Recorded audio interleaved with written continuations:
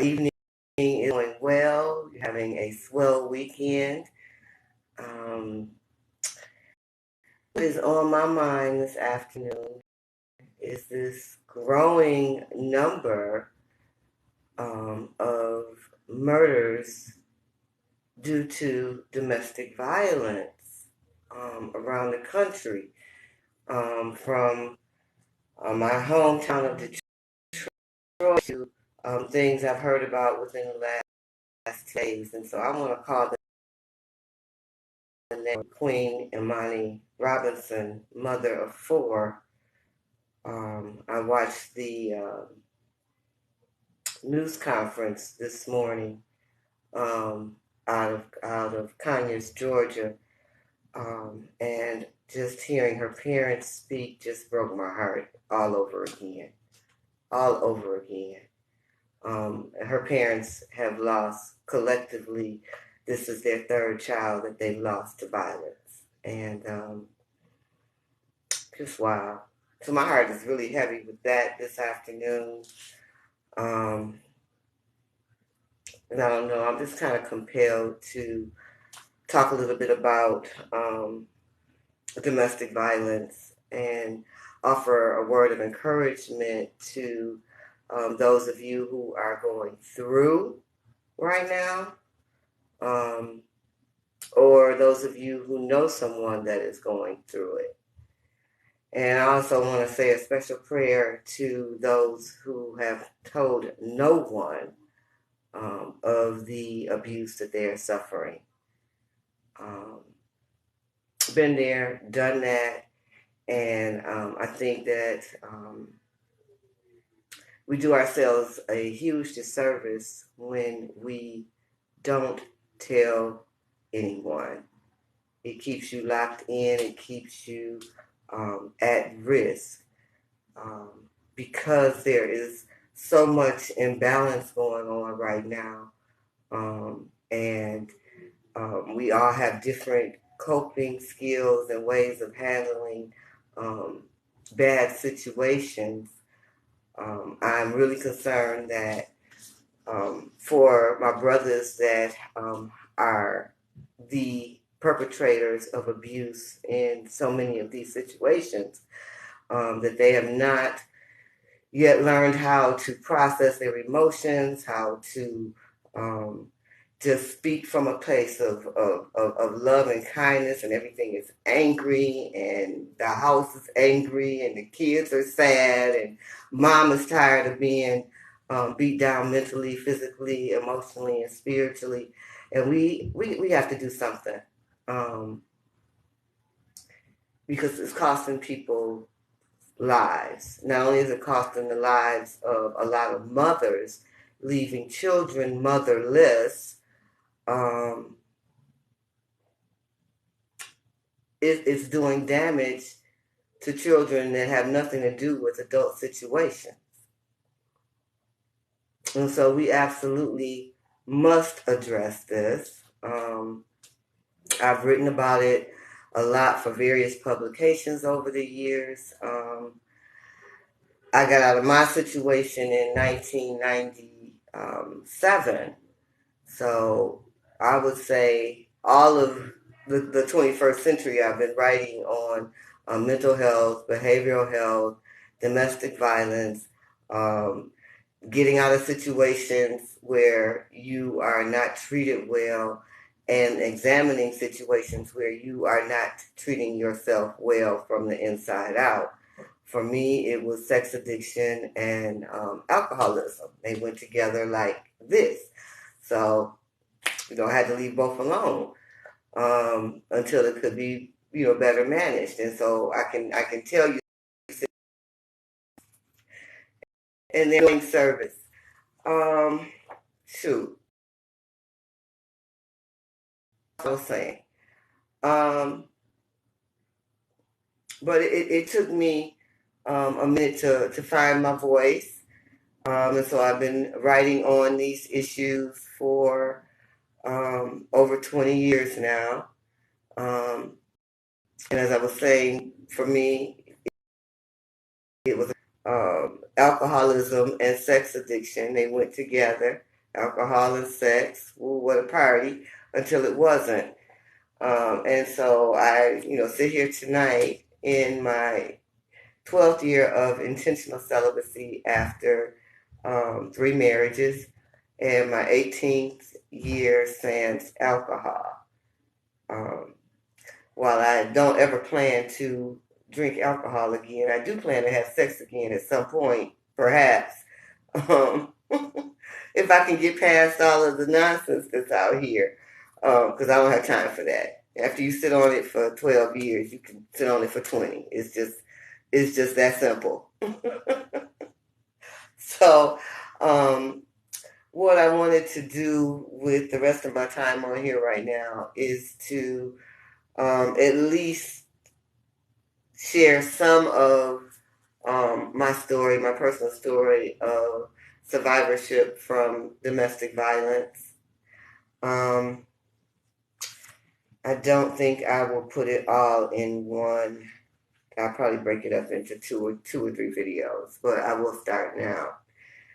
This does come with a trigger warning, but it was definitely um, written from a place of healing and a place of wanting to just have some ink somewhere for other folks who are going through and wondering if they should stay or leave. Now, everybody has to make that decision for themselves, but it is my wish, hope, and prayer that if you are in a bad situation with someone who is disrespecting you by being abusive, calling you out of your name, um, being stingy with their time, expecting the world from you, that emotional abuse, the verbal abuse, um, ragging on you for your spiritual practices because they want you to believe that they are your God, or the physical abuse where you can absolutely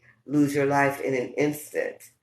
Um, that is for those folks also, really particularly for them, because while you're in an abusive situation, you can feel like nobody would understand, nobody else has gone through it, or if you are just stuck, that you believe that this is love and you do not deserve any better. And I'm here to tell you that that is an absolute fallacy. So the title of this, and it's taken from Root Work Triumph Over Trauma. You can grab it from my website.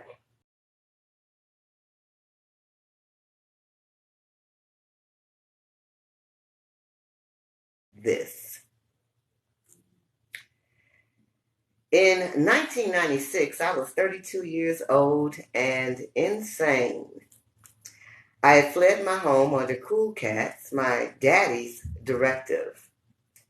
I would be staying with him and his former wife on a temporary basis. I had left my abusive ex-husband after Cool Cat insisted that it wasn't safe for me to stay in my home. Only the house was in my name, so I needed to know my ex wouldn't become a squatter and essentially cost me more money. Cool Cat allowed me to bring my girls, his hearts, and try and piece my life back together. The thing is, the abuser was also a stalker. He didn't want me, but he was going to be damned if someone else had me.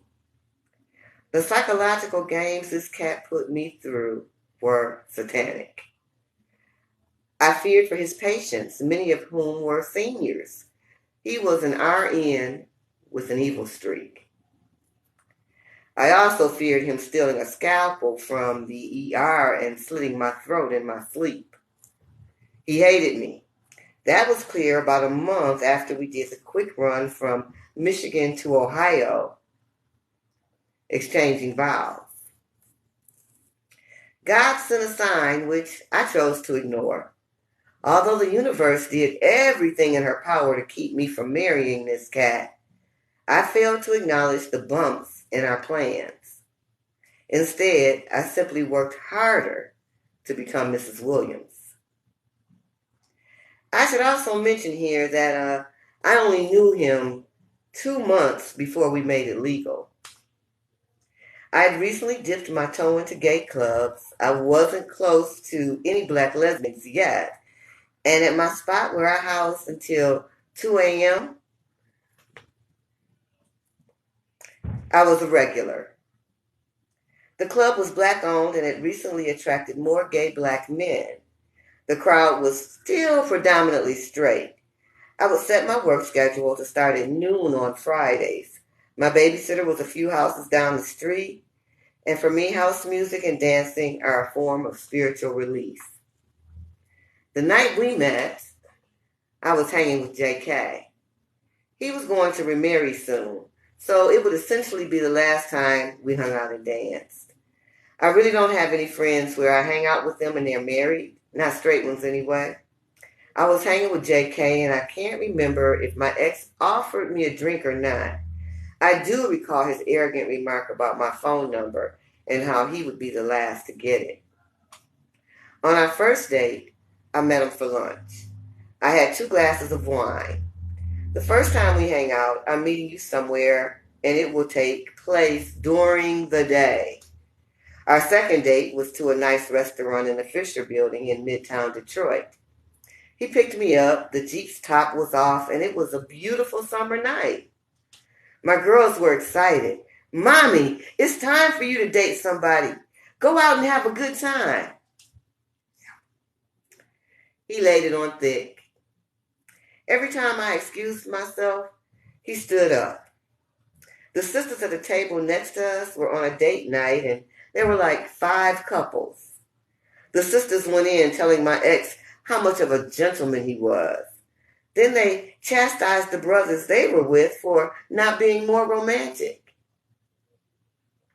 I was in a one-of-a-kind Ife-inspired African swing dress. I had modeled this one in an African-themed fashion show. A ball fade and some big-ass Afrocentric earrings completed my look. I was adorable. I excused myself a final time while he said he was going to pay the bill. I walked back upstairs and he was in the hallway. He touched my elbow and guided me towards the nearest exit. And we heard, "Sir, sir, you need to pay your bill." No, this mofo didn't. He mumbled it off and gave the guy a card, which took care of the bill. I don't think he left a tip either.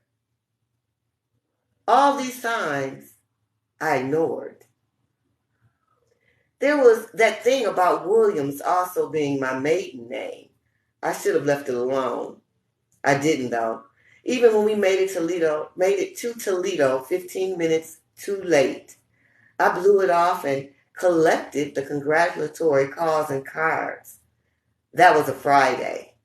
On Monday, I made sure we were up bright and early for the hour to hour and a half ride back to Toledo. When the magistrate took us outside to perform the ceremony, and my intended laughed as he recited his vows, I felt like he punched me in the stomach. Nevertheless, I still chose to agree with the justice of the peace when she explained away his double laugh as being a mix of anxiety and nervousness, not uncommon with grooms. The marital rape, his crazy-ass family, my inability to look inward and see that I was making a colossal-sized mistake, one that took many years to get back right. A liar is what I was. I lied to my mama.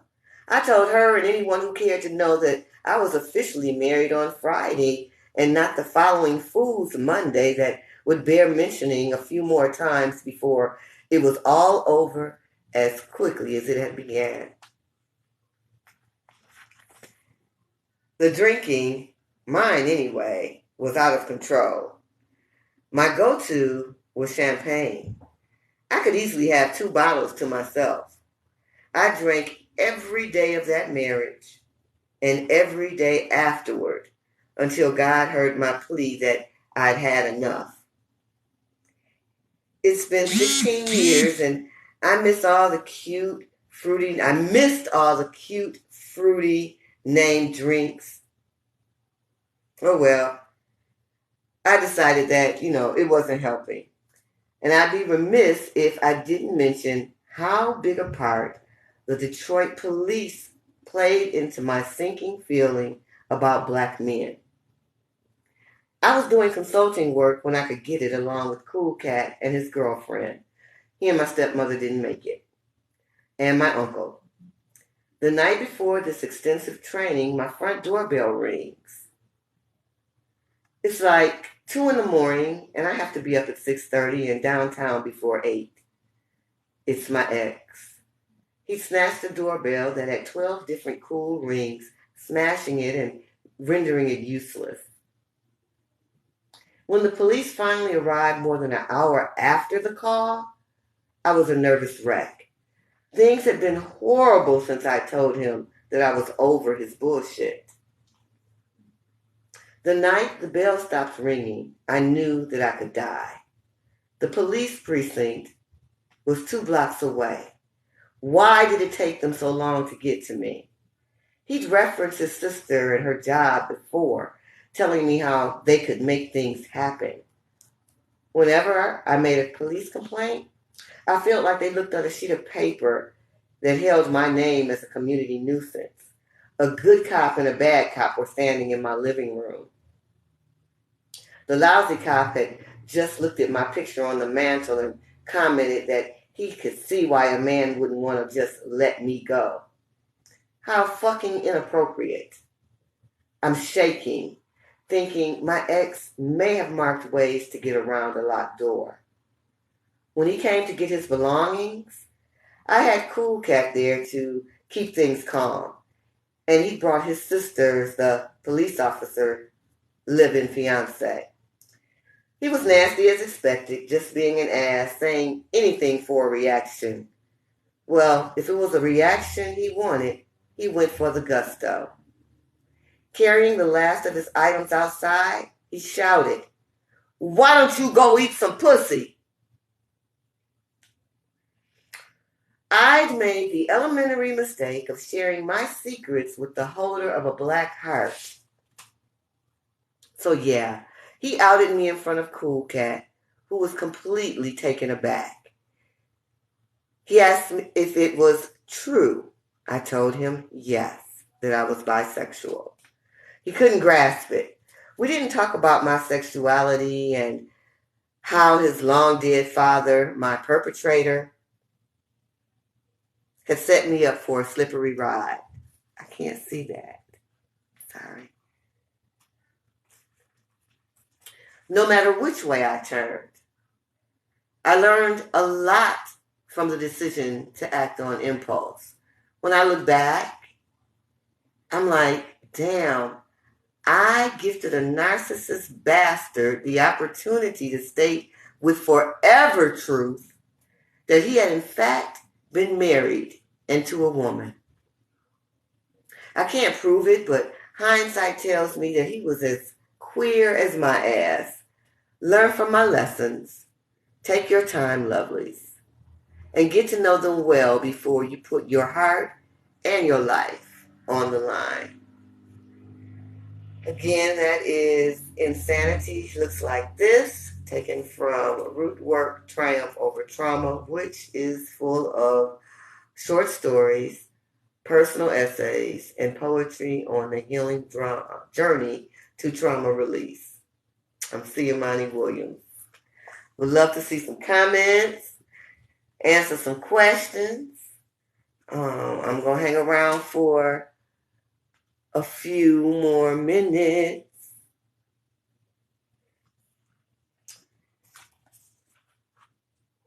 It's Saturday.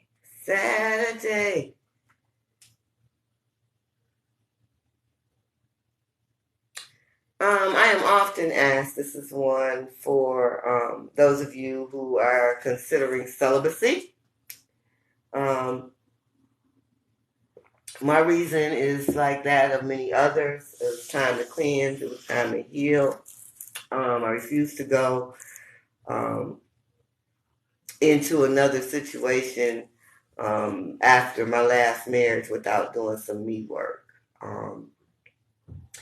That, which by the way, I'm still working on. I have not cried in 10 years. And when I cried 10 years ago, I had not cried maybe 3, 4 years before that.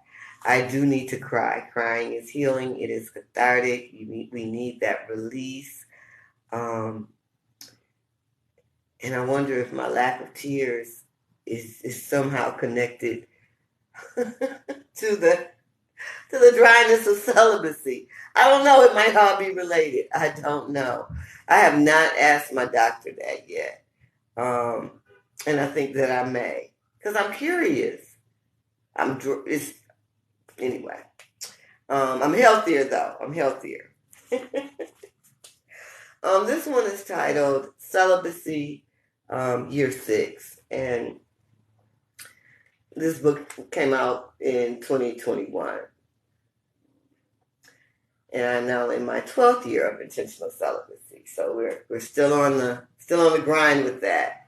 Celibacy year 6. Celibacy is no fun today. My yoni breathes on her own, causing mild jolts in my groovy patch. I'm feeling amorous. She wants attention, and for now, memories will have to do.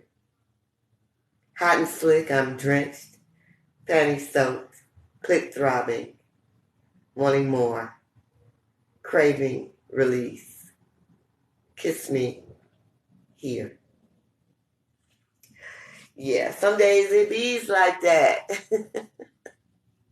Some days it's like that. And what I've noticed since I've been in Vegas, this is my 7th summer here, on super, super, super, super, super hot days, I really do feel a jolt in my yoni when I'm outside. It's like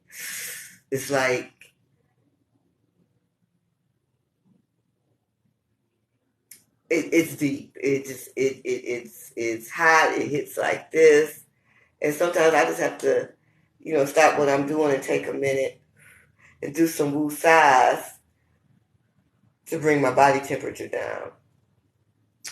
But again, it's all a part of the process. We find ways to cope. What I'm not doing, and I'm very happy to say that, is dealing with nonsense and bullshit that does not serve me for my better good. So, I am open to real conversations. I am a sapiosexual. I am attracted to intelligent conversation, intelligent spirit, intelligent energy. And I just don't find that, or I find that folks just are not willing to put in any type of work. So I guess what has happened since I've been getting myself together is that the bar has lowered and folks just accepting any old thing. Don't do it. Been there, done that. You don't have to do that. Just concentrate on you, building yourself up, walking into a room with confidence, getting in the mirror with confidence. If it's something you want to work on it. If not, go on and strut it like it is. But just work, be okay with you. Be okay with you. It ain't about what somebody else on social media is doing, saying, thinking, or feeling. It's about you and your energy and what you're going to do to get to your next level. I can give a damn what anybody thinks. I know I'm not for everybody. There are people that will hear my message and be like, I think I could rock with her. And then some people's going to be like, she just talks a lot. Wah, wah, wah. So, it's okay. Get in where you fit in. I know my purpose is to help those who are on the trauma release journey or realizing that they should be. I'm very clear on what my purpose is. So either I'm for you or I'm not. And my feelings aren't hurt either way. And yours shouldn't be either. Let's see.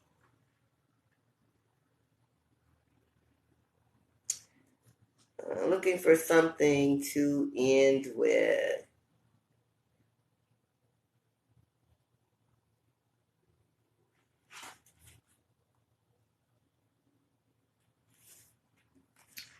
Blah, blah, blah, blah, blah, blah.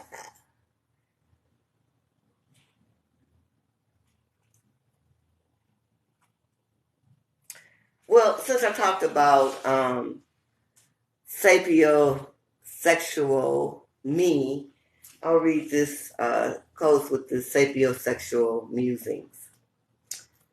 Tickle my insides.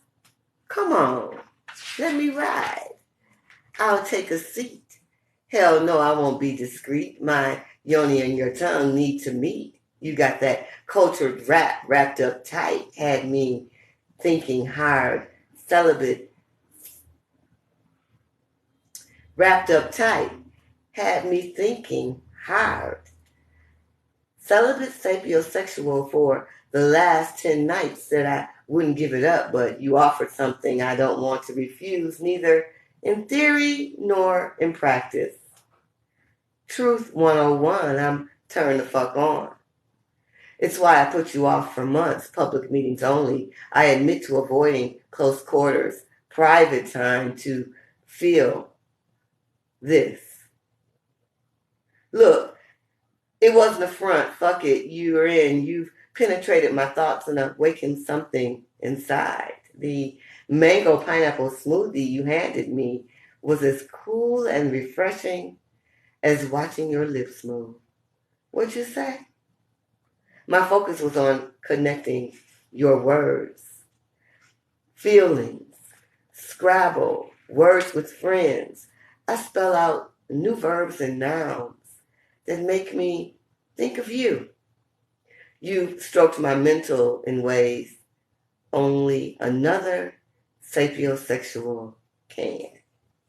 Sapiosexual musings.